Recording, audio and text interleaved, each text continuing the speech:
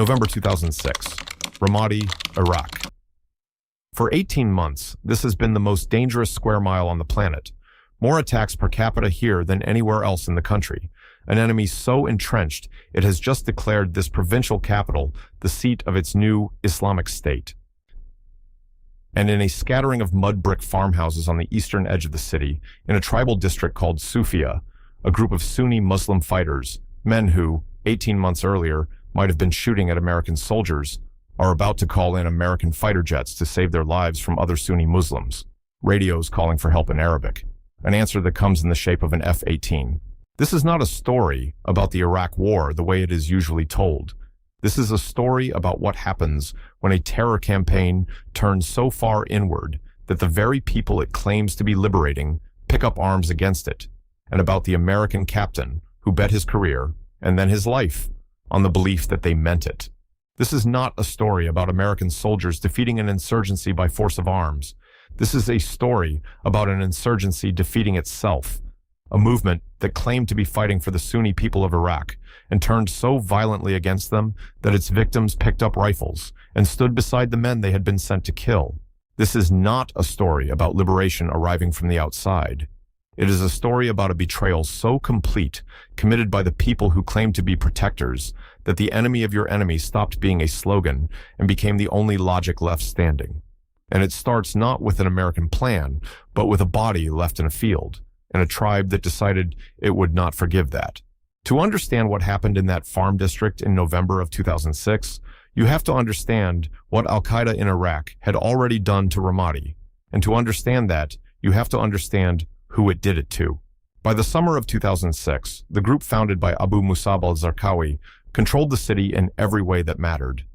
American Marines held the government center under a siege that never fully lifted, taking fire day and night from positions the insurgency changed as easily as it changed clothes. Everywhere else, the hospital, the markets, entire residential districts, belonged to the fighters. That October, the group would formally rename itself the Islamic State of Iraq and name Ramadi its capital, a declaration made not from strength alone, but from the fact that no one inside the city was left who could meaningfully say otherwise. But the war Al-Qaeda in Iraq waged hardest in Anbar province was not against the Americans. It was against its own population. Fighters cut off the fingers of men caught smoking.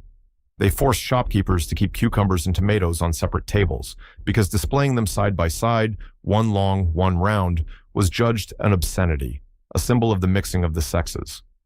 They dictated who a family's daughters would marry. And where the tribal structure that had governed this province for centuries stood in their way, the sheikhs, the councils, the customary law that predates the nation of Iraq itself, they did not negotiate with it. They dismantled it, one assassination at a time.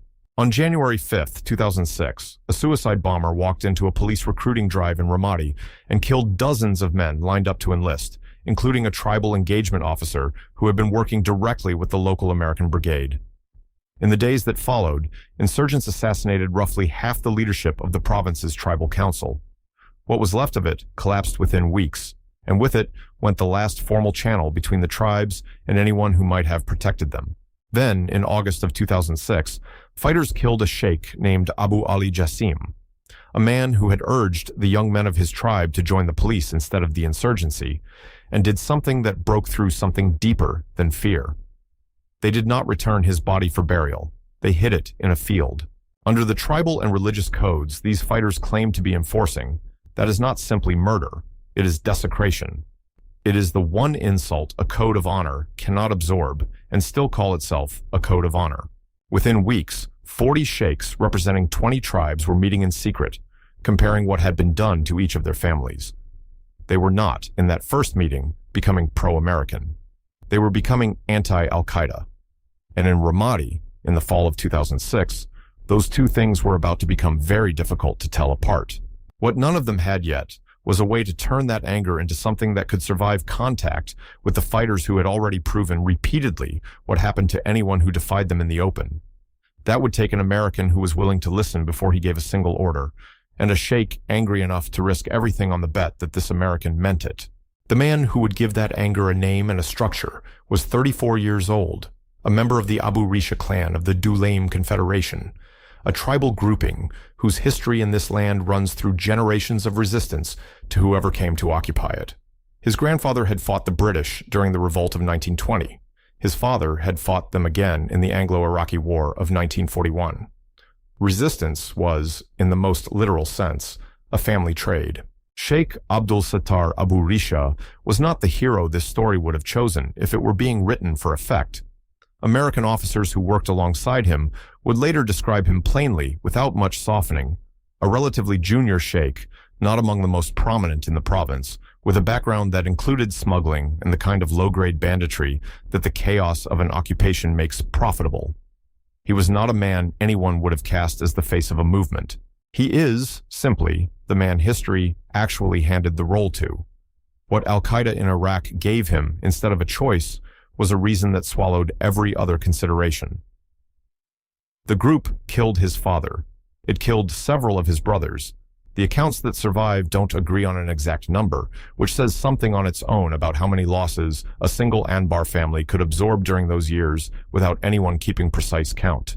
What is not in dispute is that by the time Sattar stopped being cautious, he had almost nothing left to lose that Al-Qaeda in Iraq had not already taken.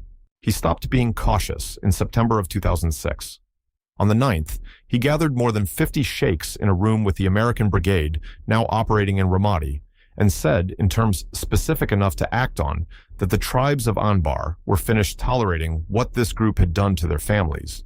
It was not a declaration made lightly, and it was not made from safety. Every sheikh in that room had just made himself a marked man in a province where the group hunting him had already proven it could reach anyone, anywhere, including inside a locked compound. Within 6 months, 41 clans had joined what Sattar was now calling the Anbar Awakening Council. He gave interviews. He met with American officers openly by name in a city where being seen with an American had been a death sentence a year earlier. He was, by any reasonable measure, betting that the alliance he was building would move faster than the men trying to kill him for building it. He was not wrong about the alliance. Whether he was wrong about the timeline is a question this story will have to answer later, because Sattar's story does not end with him watching the movement. He started Succeed from a safe distance. It ends somewhere else, and it ends because of exactly what he was. The most visible man in Anbar willing to say, out loud, that Al-Qaeda in Iraq did not speak for the Sunni people it claimed to represent. The American officer who had spent the better part of a year building toward that September meeting was 28 years old, from St. Louis, Missouri. He had enlisted straight out of high school, trained as an Army Ranger, and served with Special Forces in Afghanistan, where he had fought behind enemy lines during Operation Anaconda and come home with a Bronze Star for it. By the time he reached Ramadi, Captain Travis Patrickin already had the kind of resume that could have kept him comfortably inside the wire, running operations from a screen.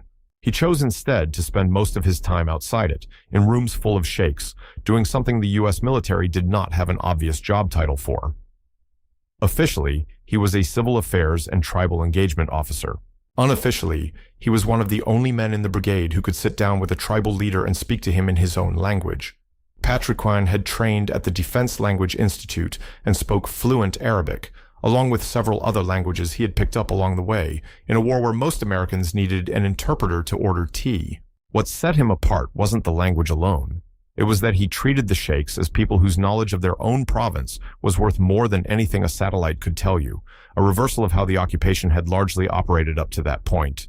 He learned the families, he learned the grudges, he learned who had lost a son and who had lost a brother, and he showed up to ask about it in person instead of sending someone else. Sattar's tribe eventually adopted him formally and gave him a name of his own, Wissam. It means warrior. What Patrickin understood, and what he could not get the layers of command above him to absorb through official channels, he eventually put into a slideshow instead. 18 slides, plain language, stick figures standing in for sheikhs and soldiers, because the argument he was making was too important to bury in military jargon. He titled it, without much ceremony, How to Win the War in Al-Anbar by CPT Trav. Its central claim was almost embarrassingly simple. The tribes were the real government of this province, and had been for centuries, and the war would be won or lost, depending on whether the Americans figured that out before the insurgency's next atrocity did. The slideshow was never meant to leave his laptop. Soldiers passed it to each other anyway because it said out loud, in language anyone could understand, exactly what everyone at Patrikin's level in Ramadi already knew, and what almost no one above him wanted to hear until it started working. It was starting to work in the fall of 2006. What Patrikin did not know yet was how little time he had left to see how far it would go. The officer with the actual authority to turn what Patrikin knew into policy arrived in Ramadi in June of 2006, carrying a single order from his division commander: fix this city, but don't destroy it the way Fallujah had been destroyed 2 years earlier. Colonel Sean McFarland commanded the 1st Brigade, 1st Armored Division, a unit that called itself the Ready First. What he did with that order ran directly against the prevailing wisdom of the war at that point. Across much of Iraq, American units were consolidating onto large, secure bases and handing patrol duty to Iraqi forces that weren't ready for it. McFarland did the opposite. He pushed small combat outposts directly into the neighborhoods where the insurgency was strongest, not to hold the whole city at once, but to take it block by block and never give a block back once it was taken. He would later compare it to island hopping across the Pacific in 1944, seize a position, hold it, hand the secured ground to Iraqi police, and move to the next one. That strategy only worked if there were Iraqi police to hand the ground to. And when tribal fighters began asking to become exactly that, McFarland did something no American commander in Anbar had done at this scale before. He said yes, and he said it in writing. He deputized tribal militiamen as provincial Iraqi police, put them in uniform, issued them weapons and radios, and stationed American armor outside the homes of sheikhs who had just made themselves the Islamic State of Iraq's most wanted men in the province. He also changed the message his own soldiers gave the tribes, not, "We're leaving soon, so take responsibility for your own security," but "We are staying as long as it takes to defeat these people," which was the sentence the sheikhs had actually been waiting to hear. Between June and December of 2006, nearly 4,000 men enlisted in the police under this arrangement, almost without incident, a number that would have been unthinkable a year earlier in a city where a police recruiting line had been bombed in January. More than 9 in 10 of those recruits came from tribes now aligned with the Awakening. Among the tribes standing up against the insurgency under this new arrangement was one further east of the city, in the farm country called Sufia, the Albu Soda, led by a sheikh named Jassim, who had begun putting up his own checkpoints against the fighters who had been using his fields to fire on American positions. It would not stay a quiet arrangement for long. Al-Qaeda in Iraq had tolerated a great deal from the tribes that year. It was not going to tolerate this. By late November of 2006, 3 things had come together that the Islamic State of Iraq could not allow to stand at once. There was now a formal public alliance between the tribes and the Americans, with Sattar as its face. There was a working system for arming and legitimizing tribal fighters as police, with McFarland's brigade backing it with armor and radios.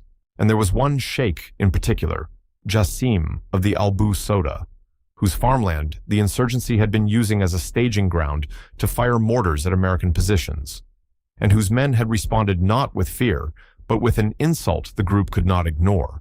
They had simply told the fighters to go find somewhere else to shoot from. To a movement that had spent 18 months teaching this province what happened to anyone who defied it, that was not a request. It was a challenge made by a tribe the Islamic State of Iraq needed the rest of Anbar to see punished, publicly and soon, before the idea spread any further than it already had. The insurgency's answer, when it came on the morning of November 25th, was not a warning shot or a threat delivered through an intermediary. It was an army coming up the road towards Sufia at first light. The attack came at first light on November 25, 2006, and it did not come to negotiate. American accounts describe several dozen gunmen arriving by vehicle in the opening wave. Reporting from the ground at the time suggests the total force that moved through the district that morning ran considerably larger than that first wave alone. However many there were, the intent was never in question. This was not a raid meant to scare the Albu Soda back into silence. It was meant to erase the example they had set so completely that no other tribe in Anbar would consider following it. They caught Jassim's tribal militia by surprise. Fighters swept through the farm district in vehicles, cutting off escape routes, moving house to house. Men who had picked up rifles a few months earlier to stand checkpoints against smugglers and insurgents now found themselves fighting for their lives against a force that outnumbered and outgunned them. Homes were burned. Tribesmen were killed where they stood, for however long that first assault lasted, and to the men living through it, it must have felt like it had no end. The Islamic State of Iraq was doing to the Al-Qaeda exactly what it had already done to every tribe in the province that had defied it before. Then the attackers made a mistake that had been building against them for a year without their noticing it. Somewhere in the course of that assault, fighters mutilated a body. It was a signature act, the kind of atrocity this movement had repeated so often across Anbar that it functioned almost like a mark, unmistakable to anyone who had lived under it. It told the Al-Qaeda and everyone connected to them exactly who was responsible, and it turned what might have stayed a local massacre, one more entry in a list the rest of the province had learned to look away from, into a provocation the entire Awakening Alliance could not ignore. Word reached the Ready 1st Brigade's operations center. What came back was not sympathy, it was firepower. American F-18s were vectored onto the insurgent vehicles now fleeing the farm district. Armed Predator drones tracked movement through the fields and irrigation canals below. M1A1 tanks that had been positioned along the likely escape routes closed in from ambush. This was not a scattered, improvised response. It was the machinery of an American brigade that had spent months building relationships with exactly this tribe, arriving in force because a sheikh it had armed was calling for help, and the men on the other end of that radio had decided, without needing to check twice, that the call was worth everything they had. By nightfall, several companies of American infantry and additional armor had moved in to reinforce the Al-Qaeda's positions directly, holding the ground the tribe had bled for that morning. A relief force from the 1st Battalion, 9th Infantry, stood ready to secure the district for as long as it took. The insurgent force that had arrived at dawn expecting to find an undefended tribe left the field having lost, by the Al-Qaeda's own account afterward, considerably more fighters than they had managed to kill. Within 2 months, every tribe across the neighboring farm districts of Sufia and Julayba had joined the Awakening. 4 new combat outposts went up in the months that followed, in ground that 18 months earlier no American patrol could have entered without expecting to be shot at before it got there. It would be comfortable to end this beat there, on the relief column and the outposts and the tribes falling in line. It would also be incomplete. The exact toll of that morning, how many Al-Qaeda tribesmen died before the aircraft arrived, how many insurgents died after, is not something the surviving accounts agree on cleanly. Some put the tribal losses in the dozens, a number high enough to complicate any telling of this as a clean American-backed victory. What every account agrees on, tribal and American alike, is the shape of the day itself. A massacre that turned into a battle, and a battle that turned, within the space of a single afternoon, into the moment Al-Qaeda in Iraq lost the eastern approaches to Ramadi for good. The men who called in those jets had spent most of their lives being told, by their own occupiers as much as by anyone else, that this alliance would not hold when it actually mattered. On the morning of November 25th, it held. What Sufia proved, Al-Qaeda in Iraq admitted to itself in writing, not to the Americans, and not for public consumption. These are documents its own commanders wrote for their own superiors, never intended for anyone outside the organization to read, which is precisely what makes them worth more than any battlefield claim an American officer could have made about the same events. One field commander's situation report, later captured and translated by the Combating Terrorism Center at West Point, complained bitterly up his own chain of command that the tribal sheikhs had begun sitting with the Americans, and that, in his words, they started to teach the people that the Mujahideen are the enemy, and the people are listening. He did not stop at frustration. He went further, writing that the damage done by what he called these erratic infidels, his term for the tribal sheikhs, was, in his own assessment, more dangerous to the movement than its sectarian enemies. This is a man tasked with waging holy war against foreign occupiers, telling his own superiors that Iraqi tribesmen with rifles had become the greater threat. A second document is blunter still. A 39-page internal assessment, recovered near Samara and later read aloud publicly by a multinational force spokesman, laid out the state of the organization in language no propaganda arm would ever have approved. The Islamic State of Iraq faces an extraordinary crisis, it read, especially in Al-Anbar. It continued, "We lost cities and then villages, and the desert became a dangerous refuge. We drew away from the people and found ourselves in a desolate desert. This is not an American intelligence estimate. This is the group's own internal reckoning with what the tribes it had terrorized had done to it in return. A diary kept by a sector commander known as Abu Tariq, captured the following year, puts a number to that collapse. His own unit, he wrote, had once counted 600 fighters under his command. By the time of his capture, it held 20 or fewer. We were mistreated, cheated, and betrayed by some of our brothers, he wrote of the tribes that had turned against the movement. He had no gentler word for them than traitors, a word that only makes sense if you understand it as an admission. You do not call a defeated enemy a traitor. You reserve that word for someone who was, however briefly, on your side and left. Even the leadership of the parent organization, watching from outside Iraq, felt compelled to respond publicly to what was happening in Anbar. Ayman al-Zawahiri, in an interview given as the awakening spread from Ramadi into province after province, dismissed the tribal fighters outright, calling the movement scum, while praising other tribes elsewhere that he claimed were still resisting. It is, in its way, the loudest compliment the enemy ever paid them. A commander does not waste his own second-in-command's breath denouncing an enemy who does not matter. Al-Qaeda in Iraq spent 2006 and 2007 losing cities, losing fighters, and losing the argument it had spent years making to the people of Anbar, that it, and not the tribes, and not the Americans, spoke for them. The tribes answered that argument not with a slogan, but with a radio call for air support on a November morning, and the enemy's own commanders, in documents they believed no one but each other would ever read, wrote down exactly how much that cost them. The story does not end with a clean victory, because none of the men at its center got one. On December 6, 2006, 11 days after Sufia, Captain Travis Patrickin was killed by a roadside bomb in Ramadi, along with Major Megan McClung of the Marine Corps and Specialist Vincent Pomante. Sheikhs who had known him only by the name his adopted tribe had given him came to his memorial.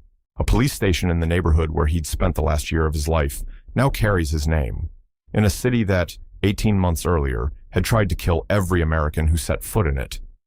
The slideshow he never meant anyone outside his own laptop to see is now taught, more or less unofficially, as a case study in how counterinsurgency is supposed to work. Sheikh Abdul Sattar Abu Risha lived to see the alliance he had started become national policy.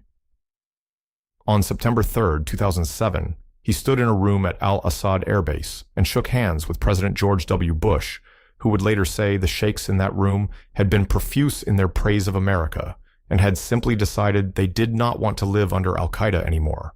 It should have been the high point of the story. 10 days later, a bomb killed Sadr outside his own compound west of Ramadi. The Islamic State of Iraq claimed the attack within 48 hours, calling him one of Bush's dogs and describing the operation, with something close to pride, as one that had taken more than a month to prepare. More than 1,500 people came to his funeral. His brother Ahmed took over the council that same day and carried it forward as the model spread from Ramadi into province after province, feeding eventually into a national program that armed and paid something close to 100,000 former insurgents to hold the peace they had once broken. Attacks in Anbar, which had run in the hundreds per week at the movement's start, fell by something close to 90% within a year. It did not last, and that matters too much to leave out. When American forces withdrew from Iraq in 2011, Ahmed Abu Risha said publicly, in terms no one could mistake for triumph, that no one had come to replace them.